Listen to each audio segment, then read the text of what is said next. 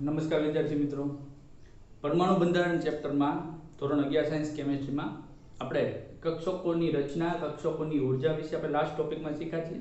હવે કક્ષકોમાં ઇલેક્ટ્રોનની ગોઠવણી કેમ થાય તેના વિશેના 3 સિદ્ધાંતો શીખવાના છે: આવભાવ, પોલી અને હુન્ડનો સિદ્ધાંત. જેમાં આજે આપણે આવભાવ એટલે કે જર્મન ભાષામાં આવભાવનો અર્થ થાય છે ઇલેક્ટ્રોનની ગોઠવણી અથવા તો રચના. જર્મનીમાં aufbau એમ કોઈ બોલે એટલે સમજવાનું કે ગોઠવણી અથવા રચના. તો એ aufbau સિદ્ધાંત સીધું સમજીએ. અને ત્યાર પછી આપણે જ્યારે લાસ્ટ વિડિયો લેક્ચરમાં ઇલેક્ટ્રોનની ઉર્જા વિશે, કક્ષકોની ઉર્જા વિશેની જે વાત કરી હતી એને શબ્દશઃ ટેક્સ્ટ બુકના શબ્દના આધારે અને નાના નાના સવાલોમાં ટુકડા બનાવીને બે એક માર્ક્સના એને આપણે આની પછી આપણે સમજીએ. તો શું કહે છે કે જુદા જુદા પરમાણુઓ લેવામાં આવે, hydrogen, helium, lithium, beryllium, boron, carbon, એમાં જે કક્ષકો રહેલી છે એમાં ઇલેક્ટ્રોનની ગોઠવણી કઈ રીતે થાય તો કે n+l ના નિયમને આધારે. જે અગાઉ પણ આપણે વાત કરી હતી કે ભાઈ કક્ષકની ઉર્જા n અને l ના સરવાળા પરથી નક્કી થાય. દાખલા તરીકે 2s કક્ષક હોય અને 2p કક્ષક હોય તો 2s માટે n ની વેલ્યુ 2 અને s ની વેલ્યુ 0. s એટલે l બરાબર 0 થાય તો એ 2 થાય, અને 2p તો n બરાબર 2 અને p એટલે l બરાબર 1 તો 3. તો આ વધારે આવ્યું એટલે 2p કક્ષકની ઉર્જા 2s કક્ષકની ઉર્જા કરતા વધારે થવાની છે. એવી રીતે 3d એટલે કે n બરાબર 3 અને d એટલે 2 એટલે 5 અને 4s એટલે કે n બરાબર 4, s એટલે l બરાબર 0. તો 3d કક્ષકની ઉર્જા 4s કક્ષકની ઉર્જા કરતા વધારે થવાની છે. એવી રીતે 2p અને 3s તો n બરાબર 2, p એટલે n બરાબર 1 એટલે 3, n બરાબર 3 ને s એટલે l બરાબર 0 એટલે 3. આવા સંજોગોમાં જ્યારે બંનેની ઉર્જા સરખી થાય તો જેનો મુખ્ય ક્વોન્ટમમાં વધારે હોય એની ઉર્જા તમારે વધારે ગણવાની. તો આ આપણે જે જોઈ ગયા હતા એના આધારે આખી જે ઇલેક્ટ્રોનની ગોઠવણી n+l ના નિયમના આધારે વધતી જતી ઉર્જાના ક્રમમાં ઇલેક્ટ્રોન ગોઠવતા જવાના છે. એટલે કક્ષકોની રચના એટલે શું તો કે ભાઈ એમાં ઇલેક્ટ્રોનનું ભરાવું. શું સિદ્ધાંત કહે છે કે ધરા સ્થિતિમાં ઇલેક્ટ્રોન જ્યારે પોતાની મૂળભૂત અવસ્થામાં ગોઠવાતા હોય ત્યારે ધરા સ્થિતિની કક્ષકોમાં કહેવાય એમાં ઇલેક્ટ્રોન તેની વધતી જતી ઉર્જાના ક્રમમાં ભરાતા જાય છે. અથવા તો બીજી ભાષામાં કહેવાય તો ઇલેક્ટ્રોન સૌપ્રથમ ઓછી ઉર્જાવાળી કક્ષકમાં ભરાય, ત્યારબાદ વધુ ઉર્જાવાળી કક્ષકમાં ભરાતા હોય છે. જેની માટેની ગોઠવણી માટે એક આવો સ્પષ્ટ અને સરળ આકૃતિ દ્વારા આપણે કહી શકીએ. આ બધું લાંબુ n+l ગણવા ન જવું હોય તો 1s 1, પછી 2s 2p 2, પછી 3 કક્ષકો લખવાની 3s 3p 3d. બરોબર, 3 કક્ષકો લખી. હવે 4 કક્ષકો 4s 4p 4d અને 4. 4 કક્ષકો. હવે પછી એક ઓછી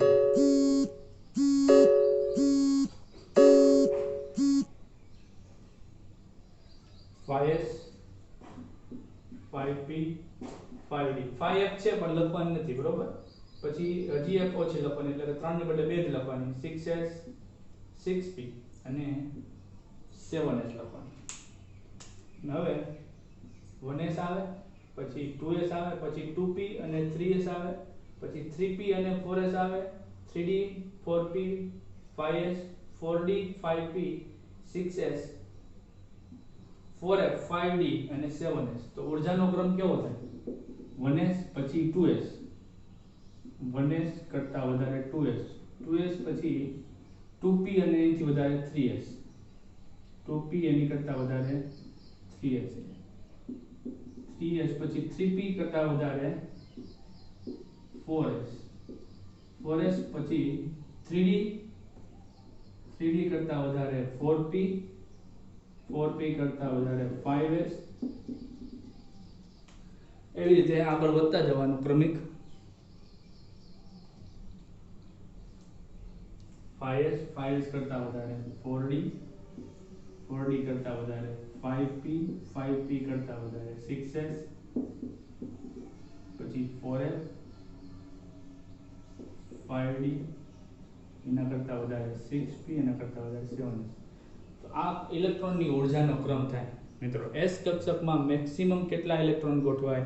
તો કે s કક્ષકમાં એક જ કક્ષક છે એટલે મહત્તમ 2, p કક્ષકમાં મહત્તમ 6, d કક્ષકમાં મહત્તમ 10 અને f કક્ષકમાં મહત્તમ 14. એટલે આમ જોવો તો 4 નો વધારો, 4 નો વધારો, 4 નો વધારો, 2 ને 4 6, 6 ને 4 10 ને 4 14. બરોબર. તો આપણે જોઈએ સલ્ફર પરમાણુ માટેની. સલ્ફર એટલે 16 ઇલેક્ટ્રોન, પરમાણુ ક્રમાંક 16 છે. તો ગોઠવો હાલો. 1s માં 2 ગોઠવાઈ ગયા. ત્યાર પછી કોનો વારો આવે?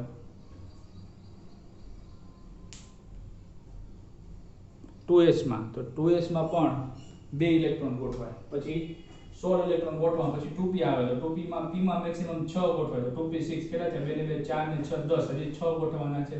2p પછી કોણ આવે? તો કે 3s. 3s માં 2 એટલે 2 ને 2 4 ને 6 10 ને 2 12. 4 ઘટે છે તો 3p માં 4. 1s2 2s2 2p 6 3s2 3p 4. આ પ્રકારની ઇલેક્ટ્રોન રચના થાય. સમજ્યા? પછી માનો કે સ્કેન્ડિયમ ટિટેનિયમની ઇલેક્ટ્રોન રચના. ટિટેનિયમ એટલે પરમાણુ ક્રમાંક 22. તો 22 ઇલેક્ટ્રોન ગોઠવો. બધી ઇલેક્ટ્રોન રચના જોશું પણ અત્યારે સમજવા માટેની વાત છે. તો 22 ઇલેક્ટ્રોન ગોઠવી. ચાલો 1s2 ઓલો ક્રમ ફોલો કરો. 2s માં 2, 2p માં 6, 3s માં 2, 3p માં 6. કેટલા થયા? 2 ને 2 4 ને 6 10 ને 2 12 ને 2 ને 2 4 ને 6 10 ને 2 12 ને 6 18. હજી 4 ઘટે. પછી 3p માં પછી 4s માં 2 ગયા એટલે 4s2. તો 20 ઇલેક્ટ્રોન થયા. હજી 2 ઘટે તો પછી આવે 3d2. બરોબર. માનો કે આપણે વાત કરીએ ઓક્સિજન પરમાણુ ક્રમાંક 8 ઇલેક્ટ્રોન ગોઠવો. 1s માં 2 પછી 2s માં 2 4 થયા. 4 ઘટે.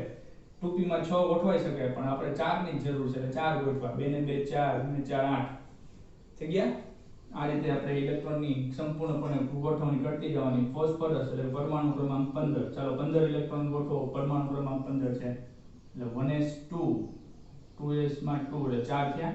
15 કરવાના છે 4 થયા. પછી 2p માં 6 ગોઠવો તો 6 ને 2 8 ને 2 10 થયા. હજી 5 ઘટે. 2p પછી આવે 3s. તો 3s માં મેક્સિમમ s માં 2 ગોઠવી શકાય એટલે 3s2. કેટલા થયા? 2 ને 2 4 ને 6 10 ને 2 12 12 થયા. હજી 3 ઘટે એટલે 3p માં જવા દેવાના. 3p3. બરોબર. તો આ રીતે ઇલેક્ટ્રોનની ગોઠવણી કરવાની છે. અને આવભાવનો નિયમ હજી આપણે પૌલી અને હુનનો નિયમ શીખ્યા બાદ આપણે દરેક પરમાણુની ઇલેક્ટ્રોન રચના શીખીએ અને પાઠની પૂર્ણાહુતિ ત્યારે થાય. હજી સ્વાધ્યાયના કેટલાક સવાલો પણ બાકી છે મિત્રો. એટલે હવે આની પછી આપણે હવે કક્ષકોની ઉર્જા જે લાસ્ટ વિડિયો ટોપિકમાં જોઈએ અને શબ્દશઃ સવાલો સહિત જોવાના છે. તો ચાલો આપણે જોઈએ કે દરેકને શબ્દશઃ સમજીએ અને ફરી પાછું એક રિવિઝન કરીએ. તમારે પણ એ બુકમાં લખતું જવાનું છે સવાલ અને પાકા કરતા જવાના છે. નમસ્કાર વિદ્યાર્થી મિત્રો. હવે આપણે કક્ષકોની ઉર્જા વિશે કન્સેપ્ટ શીખી ગયા છીએ. હવે શબ્દશઃ અને સવાલ સ્વરૂપે આપણે જોતા જાય જેથી કરીને તમને બધાને શબ્દશઃ ખ્યાલ આવે એટલે રિવિઝન પણ થઈ જાય અને ફરી પાછું દરેક વસ્તુને શબ્દશઃ ટેક્સ્ટબુકના શબ્દો પ્રમાણે આપણે જોવાઈ પણ જાય. તો સવાલ એક ટૂંકો પાડીએ તો હાઇડ્રોજનમાં કક્ષકોની ઉર્જા વિશે નોંધ લખો. અહીંયા આપણે હાઇડ્રોજન વિશે વાત કરવાની છે. આપણો સ્ટાર્ટિંગ હતો પોર્શન હાઇડ્રોજન વિશે હતો. બરોબર. કે જ્યારે હાઇડ્રોજનની વાત કરીએ ત્યારે એની પાસે એક ઇલેક્ટ્રોન છે. તમે સૌ કોઈ જાણો છો. પરમાણુ ક્રમાંક 1 એટલે એક પ્રોટોન એક ઇલેક્ટ્રોન. હાઇડ્રોજનમાં કક્ષકોની ઉર્જા માત્ર ને માત્ર મુખ્ય ક્વોન્ટમાંકથી નક્કી થાય. એટલે કે n વધે તો ઉર્જા વધે.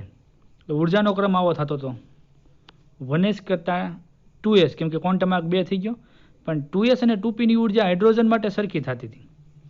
એવી જ રીતે ક્વોન્ટમાંક 3 એની ઉર્જા વધારે, એની કરતાં ક્વોન્ટમાંક 4ની વધારે, એની કરતાં ક્વોન્ટમાંક 5 એમ 100 હેલા કરે. પણ ક્વોન્ટમ આંકમાં અંદરો અંદર ઉર્જાનો ક્રમ પાછો તમે જુઓ તો જળવાઈ રહેતો હતો. જો આ ઉર્જા સરખી, આ ઉર્જા પણ સરખી, આ ઉર્જા પણ સરખી. ક્વોન્ટમ આંકમાં અંદરની ઉર્જા સરખી રહેતી હતી. તો આવું હાઇડ્રોજન માટે લાગુ પડતું હતું. કક્ષકોની ઉર્જાનો ક્રમ એનની વેલ્યુ મુખ્ય ક્વોન્ટમ આંક વધે એટલે ઉર્જા વધે. હાઇડ્રોજનની ધરા અવસ્થા એટલે કે હાઇડ્રોજન જ્યારે 1s કક્ષકમાં હોય તેને ધરા અવસ્થા અથવા તો ભૂમિ અવસ્થા કહેવામાં આવે છે. અને ધરા અવસ્થામાં એટલે કે 1s કક્ષકમાં ઇલેક્ટ્રોન કેન્દ્રની સૌથી નજીક હોય એટલે પ્રબળતાથી ખેંચાયેલો હોય એમ કહેવામાં આવે છે. એટલે આપણે જોવો ને કે ધરા અવસ્થા કોને કહેવાય કે હાઇડ્રોજનની આપણે આકૃતિ દોરીએ તો આ કેન્દ્ર, બરાબર, આ કેન્દ્ર છે, એક પ્રોટોન છે અને કેન્દ્ર ફરતે એક ઇલેક્ટ્રોન, n બરાબર 1 અહીંયા ઇલેક્ટ્રોન છે, એની ઉપર n બરાબર 2, ક્વોન્ટમાર્ક n બરાબર 2, આ n બરાબર 3. તો અહીંયા જે ઇલેક્ટ્રોન છે ને પહેલા નંબરની કક્ષા 1sમાં એ ધરા અવસ્થા કહેવાય. ત્યાંથી એ ઉપરની કોઈ પણ અવસ્થામાં જાય n બરાબર 2માં કે 3માં તો ત્યાંથી એને ઉર્જા લઈને જવું પડે એટલે ઉત્તેજિત અવસ્થા થઈ કહેવાય. સમજો છો? ઉત્તેજિત અવસ્થા કહેવાય. એટલે ઉત્તેજિત અવસ્થા એટલે હાઇડ્રોજન જ્યારે n બરાબર 2માં જાય એટલે કે 2s અથવા 2p અથવા તો એનાથી ઊંચી કક્ષકોમાં ઇલેક્ટ્રોન હોય n બરાબર 3, 4માં તો એને ઉત્તેજિત અવસ્થા એટલે ઇલેક્ટ્રોન ઉર્જા મેળવી ઉત્તેજિત થઈ અને ત્યાં ઉપરની કક્ષામાં ગયો છે એમ કહી શકાય.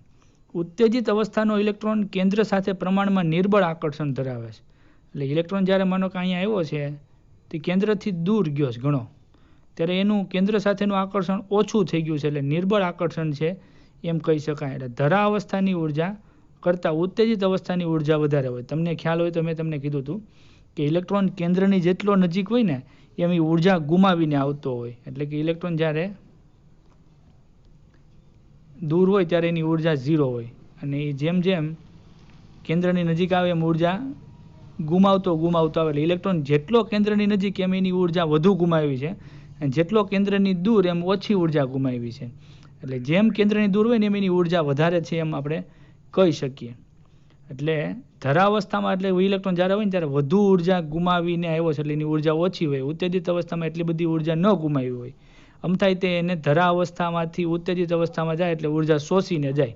એટલે માનો કે અહીંયા ઉર્જા છે -50 તો 20 જેટલી ઉર્જા શોષી લીધી તો અહીંયા થઈ ગઈ -30, તો આ મૂલ્ય વધારે કહેવાય. સમજ્યા? એટલે ઉત્તેજિત અવસ્થાનો ઇલેક્ટ્રોન કેન્દ્ર સાથે પ્રમાણમાં નિર્બળ આકર્ષણ ધરાવે છે અને ધરા અવસ્થાની ઉર્જા કરતાં ઉત્તેજિત અવસ્થાની ઉર્જા વધારે હોય છે. હાઇડ્રોજનમાં ધન કેન્દ્ર અને ઇલેક્ટ્રોનના ઋણ વીજભાર વચ્ચે વિદ્યુતીય પારસ્પરિક ક્રિયા હોવાથી પેટાકોષ L અસર કરતો નથી અને ઉર્જાનો ક્રમ આ રીતનો આપણે જોયો છે.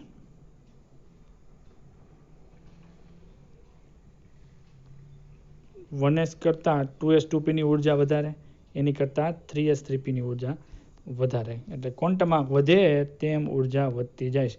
આ આપણે વસ્તુ શીખી લીધી છે. ત્યાર પછીનો સવાલ જોઈએ કે બહુ ઇલેક્ટ્રોનીય પરમાણુમાં એટલે કે એક કરતાં વધુ ઇલેક્ટ્રોન હોય તેવા હાઇડ્રોજનમાં એક જ ઇલેક્ટ્રોન હતો ત્યાં એ નિયમ લાગુ પડે અથવા તો હાઇડ્રોજન જેવા જે આયનો છે He+, જે ગઈકાલે જોઈ ગયા ને હિલિયમ+, પછી લિથિયમ+2 તેમાં એક જ ઇલેક્ટ્રોન છે ત્યાં એ નિયમ લાગુ પડે. પરંતુ એક કરતાં વધુ ઇલેક્ટ્રોન હોય તો એને બહુ ઇલેક્ટ્રોની કહેવાય. એવા પરમાણુમાં કક્ષકોની ઉર્જાનો ક્રમ જણાવો અને કક્ષકની ઉર્જા કયા પરિબળ પર આધાર રાખે છે. આ પરિબળો ખાસ કયા પરિબળ પર આધાર રાખે છે એ પરિબળની આપણે ચર્ચા કરીએ. તો કક્ષકો એટલે કે કક્ષકમાં રહેલા ઇલેક્ટ્રોનની ઉર્જા જ્યારે બહુ ઇલેક્ટ્રોનીય પરમાણુની ધરા અવસ્થામાં કક્ષાની ઉર્જાનો ક્રમ આલેખમાં દર્શાવ્યા પ્રમાણે હોય તો તે ગૌણ ક્વોન્ટમાર્ક પર આધાર રાખે છે. જ્યારે આપણે સૂત્ર જોઈ ગયા હતા કે n+l ઉપર આધાર રાખે છે. હાઇડ્રોજનમાં માત્ર n ઉપર આધાર રાખે, જ્યારે બહુ પરમાણુમાં n+l ઉપર આધાર રાખે અને એના આધારે આપણે કક્ષાનો ક્રમ આવો જોયો હતો કે 1s કરતાં 2s ની ઉર્જા વધારે, 2s કરતાં 2p, 2p કરતાં 3s ની ઉર્જા વધારે, 3s કરતાં 3p ની ઉર્જા, 3p કરતાં 3d નહીં પરંતુ 4s ની ઉર્જા વધારે. આવો આપણે એક આખો ચોક્કસ ક્રમ જોઈ ગયા.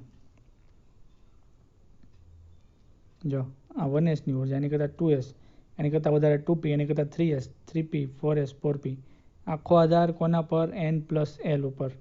કઈ રીતે? તો કે ભાઈ 1sમાં છે, 1s ની વાત કરો તો n બરાબર 1 અને s બરાબર 0 એટલે શું જવાબ આવે? 1. 2sમાં n બરાબર 2 અને s એટલે 0 તો આ 2 મોટો કહેવાય જવાબ, બરોબર.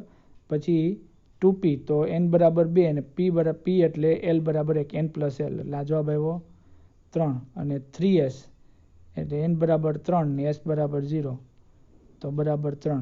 તો 3 ને 3 બે સરખા છે. તો આવા સંજોગોમાં 3s ની ઉર્જા કેમ વધારે છે? ત્યારે આપણે કીધું કે ભાઈ બંનેમાં જ્યારે સરખા n+l ની વેલ્યુ હોય તે મુખ્ય ક્વોન્ટમ જેનો વધારે એની ઉર્જા વધારે. એટલે 3sમાં ક્વોન્ટમ 3 વધારે છે એટલે ઉર્જા વધારે છે. ત્યારબાદ 3p એટલે n બરાબર 3 અને p એટલે l બરાબર 1 એટલે અહીંયા જવાબ આવે છે 4 અને પછી 4s એટલે n બરાબર 4 અને s એટલે 0. તો અહીંયા પણ બંનેમાં 4 જવાબ સરખા છે, પરંતુ મુખ્ય ક્વોન્ટમ 3 છે અને 4 છે એટલે 4 વધારે એટલે એની ઉર્જા વધારે. ત્યાર પછી 3d n બરાબર 3 અને d એટલે l બરાબર 2 એટલે 5. તે આ રીતે ઉર્જાનો આખો ક્રમ નક્કી થાય છે. અને તમને ખ્યાલ હોય તો અવભાવના નિયમ પ્રમાણે આ રીતે આપણે આકૃતિ દોરી હતી નાગણી, બરોબર છે ને, 1s 2s 2p. એ પણ તમે આખી આકૃતિ મેં તમને વાત કરી હતી. જોકે અવભાવ શીખવાનો હજી આપણે બાકી જ છે. તો અહીંયા આપણે ઉર્જાના ક્રમ વિષયક વાત કરી. એલ બદલાતા કક્ષાની ઉર્જા બદલાય છે એ વાત તદ્દન સાચી છે, બરોબર. આથી કક્ષાની ઉર્જાનો ક્રમ પણ જોઈ ગયા. હાઇડ્રોજનમાં શું થતું હતું કે 2s અને 2p સરખું થતું હતું, બરોબર, પણ અન્યમાં 2s કરતાં 2pની ઉર્જા વધારે છે.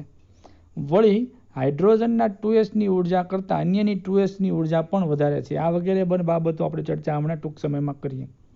તો કક્ષકોની ઉર્જાને અસર કરતા પરિબળો ક્યાં ક્યાં છે? ક્યાં પરિબળો છે જે કક્ષકોની ઉર્જાને અસર કરે છે? તો નંબર 1 કે કક્ષકનું કેન્દ્ર તરફ આકર્ષણ અને ઇલેક્ટ્રોન વચ્ચે અપાકર્ષણ. ભાઈ કેન્દ્ર આકૃતિ દોરીને સમજીએ. કેન્દ્ર ધનવીજભાર અને માનો કે અહીંયા ઇલેક્ટ્રોન છે,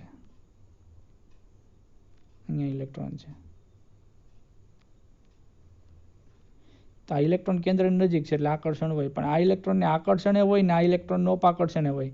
સિમિલર આ ઇલેક્ટ્રોનને કેન્દ્ર તરફી આકર્ષણે હોય ને આ ઇલેક્ટ્રોનને અપાકર્ષણે હોય.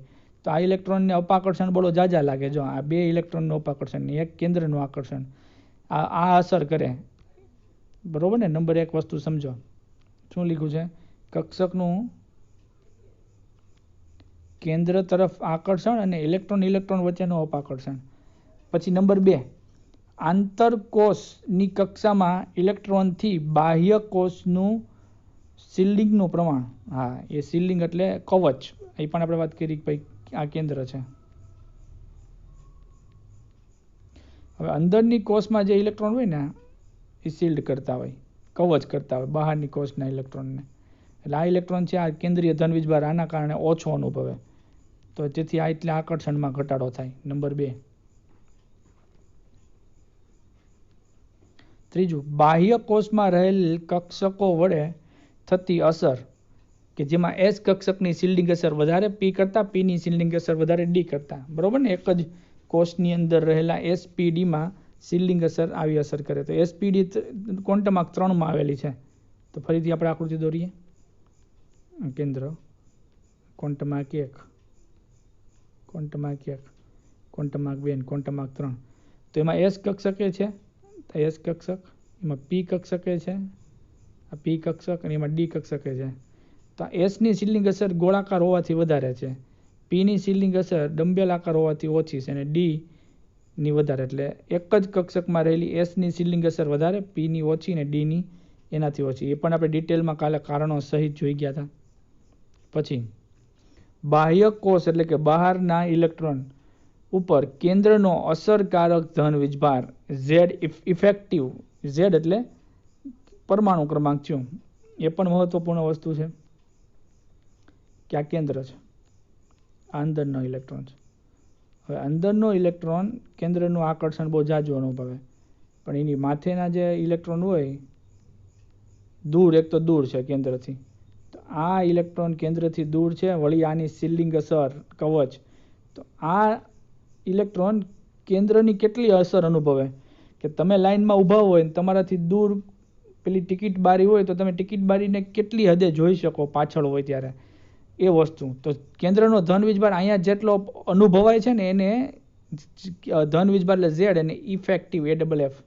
એ પણ મહત્વનું છે કે ભાઈ આ ઇલેક્ટ્રોન છે એ કેન્દ્રનો ધન વીજભાર ખૂબ અનુભવે, આ ઓછો અનુભવે, એ ઝેડ ઇફેક્ટિવ કહેવાય. તો એ પણ અસર કરતી વસ્તુ છે ઇલેક્ટ્રોનનું કેન્દ્ર પ્રત્યે આકર્ષણમાં. પછી બાહ્યતમ કક્ષકથી કેન્દ્રનું અંતર. હા, કેન્દ્ર અને છેલ્લી કક્ષક દૂર હોય તો પણ કે ઇલેક્ટ્રોન આકર્ષાય ઓછો, એ કક્ષકમાંના એલના મૂલ્યની ઉપર પણ આધારિત છે. એલનું મૂલ્ય છે એ માનો કે 2 હોય તો ડી, 3 હોય તો એફ. તો જેમ જેમ જેમ એલનું મૂલ્ય વધતું જાય એમ ઇલેક્ટ્રોન છે એ દૂર જતા હોય છે. બરોબર? એમ ઇલેક્ટ્રોન જેટલો કેન્દ્રથી દૂર હોય એમ કેન્દ્ર પ્રત્યે આકર્ષણ ઓછું હોય. એમ ઇલેક્ટ્રોન જેટલો કેન્દ્રથી દૂર એમ એની ઉર્જા વધારે. એક વસ્તુ યાદ રાખજો, કેન્દ્રની નજીક તો ઓછી ઉર્જા, કેન્દ્રથી દૂર તો વધુ ઉર્જા. એટલે કે જેમ દૂર હોય એમ ફાટ્યા ફરતા હોય, નજીક આવે એમ ઢીલા ઢસ થઈ જતા હોય, એટલે કે ઉર્જા વગરના થઈ જતા હોય. આ વસ્તુ પણ આપણે શીખી ગયા છીએ અને સમજી ગયા છીએ. અસરકારક ધન વીજભાર ઝેડ ઇફેક્ટિવ ઈ એટલે એનર્જી. બરોબર? અસરકારક ધન વીજભારની માત્રા. તો બહારના કોષ એટલે કે છેલ્લા જે કોષ હોય ના ઇલેક્ટ્રોનની ઉપર અનુભવાતા કુલ ધન વીજભારને અસરકારક ધન વીજભાર કહે છે. એટલે કે તમે ટિકિટ બારીની લાઈનમાં ઊભા છો ને તમે 10મા ક્રમે છો તો તમને ટિકિટ બારી કેટલી દેખાય છે? ઓછી દેખાય છે, કેમ કે આડા માણસો બધાય છે. તો તમે જેટલી જોઈ શકો એમ ઇલેક્ટ્રોન જે છેલ્લે છે એ કેન્દ્રનો ધન વીજભાર કેટલો અનુભવે છે, કેમ કે વચ્ચે રહેલા ઇલેક્ટ્રોન કવચનું કામ કરે છે. બરોબર ને? એટલે એ જેટલો ધન વીજભાર અનુભવે કેન્દ્રનો દૂર રહેલો એને એનો અસરકારક ધન વીજભાર કહે. અને અસરકારક ધન વીજભાર જેમ વધારે તેમ આકર્ષણ વધે છે. ઝેડ ઇફેક્ટિવ કેન્દ્રીય ભાર વધે તેમ કેન્દ્ર પ્રત્યે આકર્ષણ વધે, અને ઝેડ ઇફેક્ટિવ વધે તેમ શિલ્ડિંગ ઘટે છે, કેમ કે શિલ્ડિંગને ક્રોસ કરી જાય. મેં તમને કીધું હતું ને કે કેન્દ્રમાં 2 પ્રોટોન હોય, કેન્દ્રમાં 2 પ્રોટોન હોય. 2 તો ન રાખાય, હા માનો કે કેન્દ્રમાં 10 પ્રોટોન, આવું મેં એક્ઝામ્પલ આપ્યું હતું. 10 પ્રોટોન હોય અને આ ઇલેક્ટ્રોન, આ ઇલેક્ટ્રોન અને આ ઇલેક્ટ્રોન. તો આ ઇલેક્ટ્રોનને 10 પ્રોટોનનું ખેંચાણ, એની બદલે માનો કે 20 પ્રોટોન હોય ધન વીજભાર, તો વધુ ખેંચાણ જ લાગવાનું. શિલ્ડિંગ ગયું તેલ લેવાય કે 20 પ્રોટોન ખેંચે છે તો શિલ્ડિંગને ઉપરવટ થઈ જાય, તો શિલ્ડિંગ ઘટી જાય, કેમ કે 20 પ્રોટોન ખેંચે છે. પહેલાં માનો કે એનું શિલ્ડિંગ છે, કેન્દ્રમાં પ્રોટોન 10 હોય તો શિલ્ડિંગ નડે. 20 પ્રોટોન થઈ જાય તો શિલ્ડિંગ બહુ ન નડે, કેમ કે 20 પ્રોટોન ખેંચતા હોય. સમજ્યા?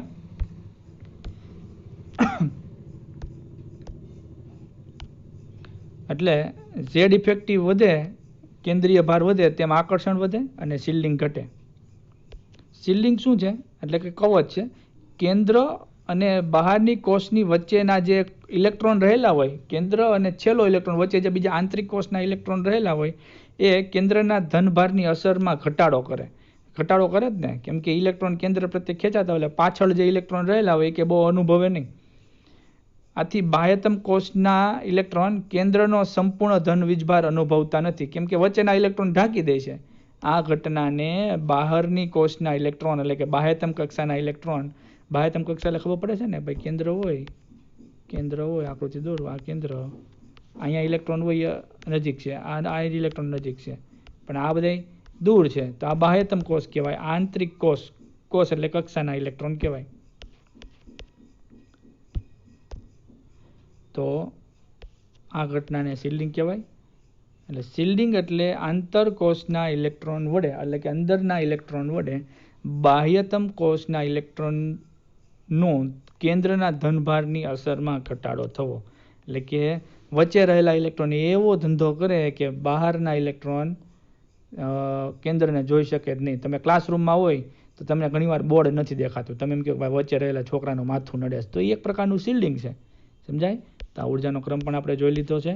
તો આપણે બહુ ઇલેક્ટ્રોનીય પરમાણુ માટે ઉર્જાનો ક્રમ પણ જોઈ લીધો અને કયા પરિબળો પર આધાર રાખે છે એની પણ આપણે ચર્ચા કરી લીધી. સમજાવો, એક જ કોષમાં રહેલા પેટા કોષોની ઉર્જા અને શિલ્ડિંગની માત્રા કક્ષકોના આકાર ઉપર આધાર રાખે છે. એટલે એક જ કોષ એટલે માનો કે n બરાબર 3, તો ત્રીજા નંબરના કોષમાં જે પેટા કોષ છે S, P અને D. બરોબર? n બરાબર 3માં તો 3 હોય, n બરાબર 1માં S જ હોય, n બરાબર 2માં S અને P હોય, અને n બરાબર 3માં SPD 3 હોય. તો એ જે પેટા કોષની ઉર્જા છે અથવા તો શિલ્ડિંગની માત્રા એ કક્ષકોના આકાર ઉપર આધાર રાખે છે. ફરીવાર સમજાવવાનો પ્રયત્ન કરું કે માનો કે આ કેન્દ્ર ક્વોન્ટમ એક, તમારા પેટા કોષ એક જ છે S. ક્વોન્ટમ 2 n બરાબર, તેમાં પેટા કોષ 2 છે S અને P, અને Pમાં 3 કક્ષકો છે PX, PY અને PZ, અને n બરાબર 3. તેમાં 3 પેટાકોષ છે, એસ, પી અને ડી. તો એક જ કોષ 3 પકડો તો એસ પેટાકોષ, પીમાં પેટાકોષમાં 3 કક્ષકો પીએક્સ, પીવાય, પીઝેડ અને ડી પેટાકોષમાં 3 પાછી કક્ષકો, પેટાકોષમાં પછી કક્ષકો. જો આને કક્ષા કહેવાય, આને પેટા કક્ષા કહેવાય અને એમાં જે છે ડીમાં 5 એને કક્ષકો કહેવાય. તો એ આના આકાર ઉપર આધારિત છે. એટલે એસનો ગોળ, પીનો ડમ્બેલ અને ડીના ડબલ ડમ્બેલ. તો ઉર્જા એના આકાર ઉપર આધાર રાખે છે એવો સવાલ પૂછાવે. જો કે એક જ કોષમાં રહેલા પેટાકોષની ઉર્જા અને સીલિંગ એ કક્ષકોના આકાર ઉપર આધાર રાખે છે, એ સમજાવવાનો આપણે પ્રયત્ન કરવાનો છે. તો કક્ષકોમાં જે ઇલેક્ટ્રોન રહેલા હોય, માનો કે ડી કક્ષક છે તેમાં 5 ઇલેક્ટ્રોન ગોઠવાય. તો એ ઇલેક્ટ્રોન ડી કક્ષકના છે એની વચ્ચેનું જે અપાકર્ષણ છે એ આંતરક્રિયા એટલે કે બીજા કોઈ સાથે પ્રક્રિયા કરવા માટે મહત્વની વસ્તુ છે. પરંતુ પણ ઇલેક્ટ્રોન ધરાવતા કોષ અને કક્ષકો વચ્ચે કોષના ઇલેક્ટ્રોન અને અન્ય કક્ષકોના એટલે કે એસના ઇલેક્ટ્રોનની પીના ઇલેક્ટ્રોન સાથે અને પી કક્ષકના ઇલેક્ટ્રોનની ડી કક્ષકના ઇલેક્ટ્રોન સાથે આકર્ષણ અપાકર્ષણની આંતરક્રિયાની માત્રા એ કક્ષકોના આકાર ઉપર આધાર રાખે છે. એટલે કે કક્ષકનો આકાર કેવો છે એના ઉપર આધાર રાખે છે. જો એસ, પી અને ડી કક્ષકોની સીલિંગ કરવાની માત્રા તેના આકારના કારણે ઘટતી જાય છે. એટલે એસ કક્ષકનો આકાર ગોળ છે એટલે એ કેન્દ્રની વધુ નજીક હોય છે. એસ કક્ષકનો આકાર ગોળ હોવાથી એસ કક્ષક કેન્દ્રની વધુ નજીક હોય છે. કેન્દ્રથી દૂર જાય એમ ઘટતું જાય અને એને તમે બોર્ડરમાં બાંધો તો એસ કક્ષક આકાર કેવો થઈ ગયો? ગોળ થઈ ગયો. પી કક્ષકનું કેવું છે કે ભાઈ આ મને કંઈક સમતલ છે, ત્રાસુ સમતલ થઈ ગયું. માનો કે આ કેન્દ્ર છે તો કેન્દ્રથી થોડુંક દૂર ઉપર અથવા તો કેન્દ્રથી થોડુંક દૂર નીચેના ભાગે હોય ને તમે એને બોર્ડરમાં બાંધો તો આવો ડંબેલ આકાર થાય. તો કેન્દ્રથી ઉપરની બાજુ નીચેની બાજુ હોય છે. તો એસ કક્ષક છે એ કેન્દ્રની વધુ નજીક હોય છે એટલે ઇલેક્ટ્રોન કેન્દ્રની વધુ નજીક એટલે વધુ અસર અનુભવાય, જેથી એની શિલ્ડિંગ વધારે થાય પી કક્ષક કરતાં, અને પી કક્ષક કરતાં પી કક્ષકની શિલ્ડિંગ વધુ થાય ડી કક્ષક કરતાં. એટલે એસથી પી ને પીથી ડી તરફ જાઓ એમ શિલ્ડિંગ એટલે કે કવચ ઘટતું જાય છે. એટલે આકારના કારણે કવચ શિલ્ડિંગ ઘટતું જાય છે એવું કીધું. જો એસ કક્ષક ગોળાકાર હોવાથી પી કક્ષકની સરખામણીમાં કેન્દ્રથી ઇલેક્ટ્રોન વધારે નજીક હોવાથી અસરકારક રીતે શિલ્ડ એટલે કે ઢાંકવું, કવચ કરવું કરે છે. તે જ પ્રમાણે પી કક્ષકો વડે ડી કક્ષકના કરતાં વધારે કેન્દ્રથી નજીક ઇલેક્ટ્રોન હોય છે. એટલે કે એસ કક્ષક હોય ત્યારે ગોળાકારને કારણે વધુ નજીક ઇલેક્ટ્રોન હોય કેન્દ્રથી, પી કક્ષકમાં થોડાક દૂર થાય ને ડીમાં દૂર થાય એટલે શિલ્ડિંગ કરવાની માત્રા ઘટતી જાય. વળી એસ કક્ષક ગોળાકાર હોવાથી તેના ઇલેક્ટ્રોન કેન્દ્રની નજીક હોય છે પી ઇલેક્ટ્રોન કરતાં, તેથી એસ કક્ષકના ઇલેક્ટ્રોન વધુ સમય વિતાવે છે, કેન્દ્રની નજીક વધુ સમય વિતાવે છે પી કક્ષક કરતાં. આ જ રીતે પી કક્ષકના ઇલેક્ટ્રોન કેન્દ્રની નજીક હોવાથી વધારે સમય વિતાવે છે ડી કક્ષકના ઇલેક્ટ્રોનની સાપેક્ષે. કોષ, કક્ષા, એન મુખ્ય ક્વોન્ટમમાં જે પણ કયો ઉપર અનુભવાતો કેન્દ્રનો અસરકારક કેન્દ્રભાર જેમ ગૌણ ક્વોન્ટમમાં એલનું મૂલ્ય વધતું જાય તેમ ઝેડ ઇફેક્ટ ઘટે છે. જો એ પણ સમજી શકાય એ વાત છે કે ભાઈ જો આ કેન્દ્ર બરાબર n બરાબર 1, n બરાબર 2 અને n બરાબર 3. હવે n બરાબર 3માં એસ કક્ષક છે, પી છે અને ડી છે. અહીં એલની વેલ્યુ 0, અહીંયા 1 અને આ 2. તો અહીંયા માનો કે એસ કક્ષક અહીંયા છે, પી અહીંયા છે અને n બરાબર 3માં ડી અહીંયા છે, એસ પી ડી. તો જેમ એસથી પી ને પીથી ડી તરફ જાવ એમ ઇલેક્ટ્રોન કેન્દ્રથી દૂર થાય. ડીમાં 5 ઇલેક્ટ્રોન હોય, પછી પીમાં 3 હોય અને એસમાં 1 જ હોય. તો જે ડી કક્ષકના ઇલેક્ટ્રોન છે કેન્દ્રથી દૂર છે એટલે એની પર ઝેડ ઇફેક્ટ ઘટે. એસ કક્ષકમાં ઝેડ ઇફેક્ટ વધારે હોય અને પીમાં એનાથી ઓછું હોય.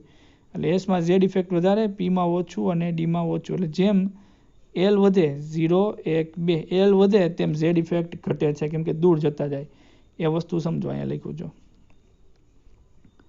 જેમ એલનું મૂલ્ય વધે તેમ ઝેડ ઇફેક્ટ ઘટે છે.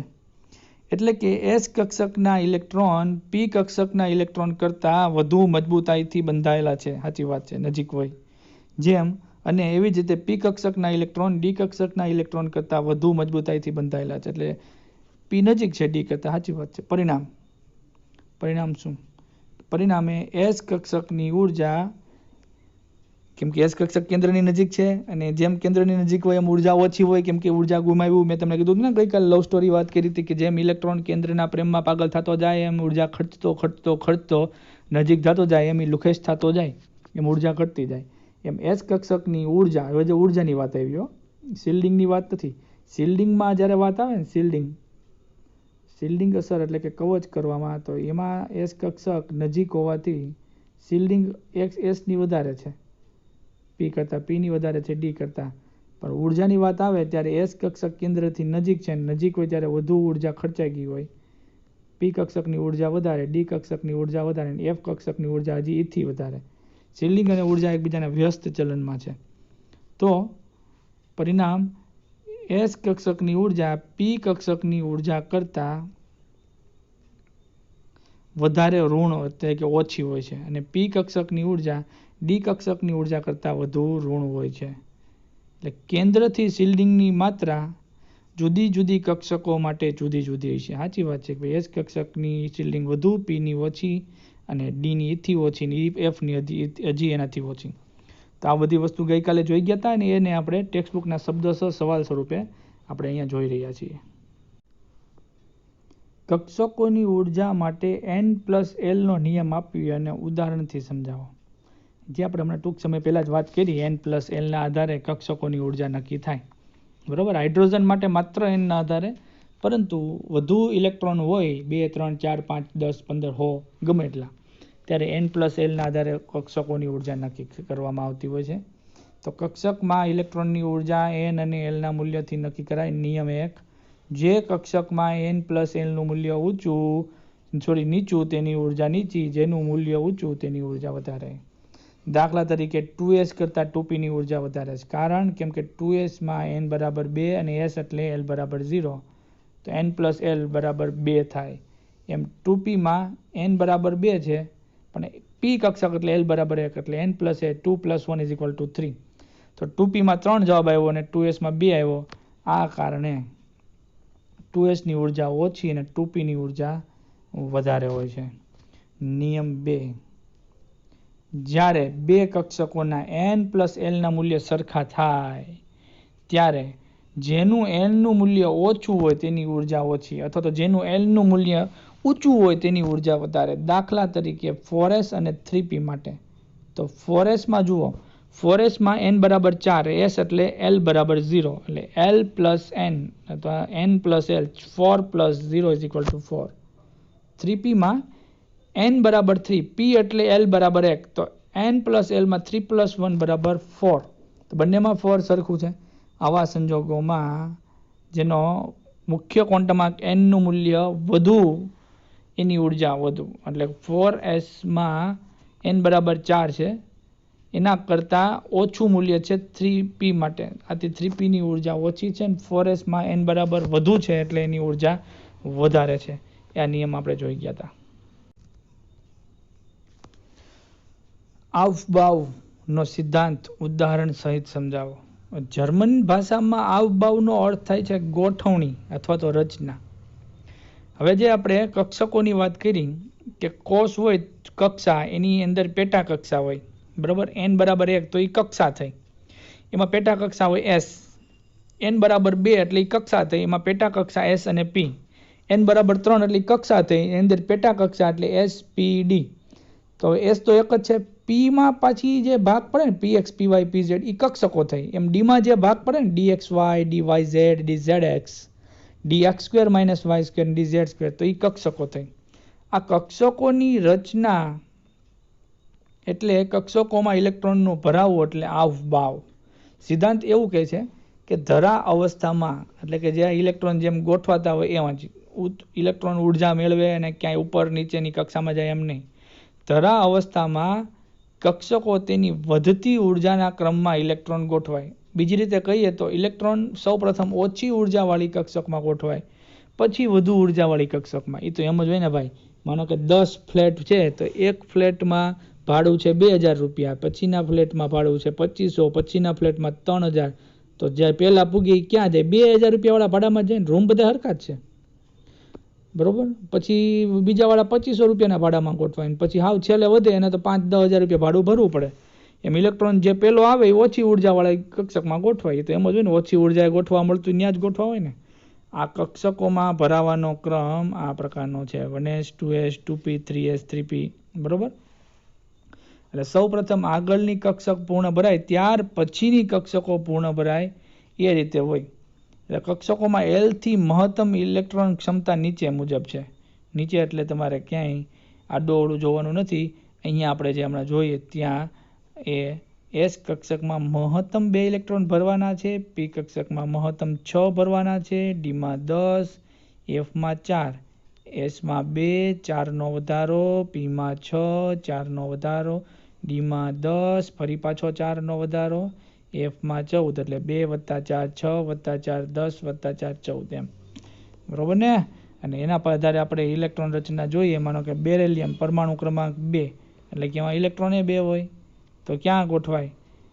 બેરેલિયમ એટલે પરમાણુ ક્રમાંક હાઇડ્રોજન, લિથિયમ, બેરેલિયમ, બોરોન. પરમાણુ ક્રમાંક 2 નો હોય ભાઈ, કેટલા હોય? 4 હોય. ક્યાં ખોટું લખો છો? હા, N બરાબર એટલે Z બરાબર 4, પરમાણુ ક્રમાંક પ્રોટોન 4 તો ઇલેક્ટ્રોન પણ 4. તો ચાલો 4 ઇલેક્ટ્રોન ગોઠવો નિયમ પ્રમાણે. તો 1s મેક્સિમમ કેટલા ભરવાના? 2. કેટલા ખૂટે? 2. એની પછી શું આવે?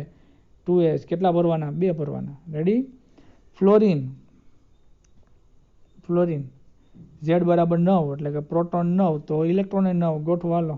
ક્રમ તો આપણે જોઈ ગયા છીએ કાલે ના જે.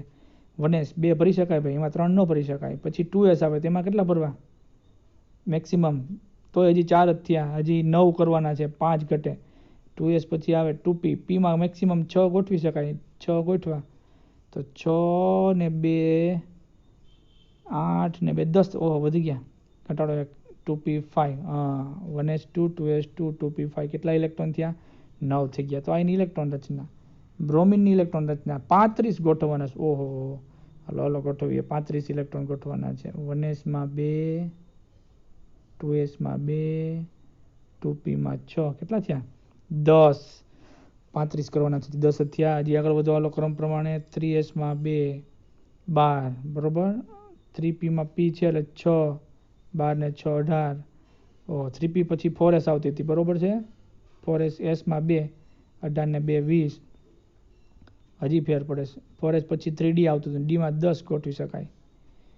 એટલે 20 ને 10 30, 5 ઘટે ને. પછી 3d પછી આવતું હતું 4p 5. તો આ રીતે આપણે ઇલેક્ટ્રોનની ગોઠવણી કરવાની છે.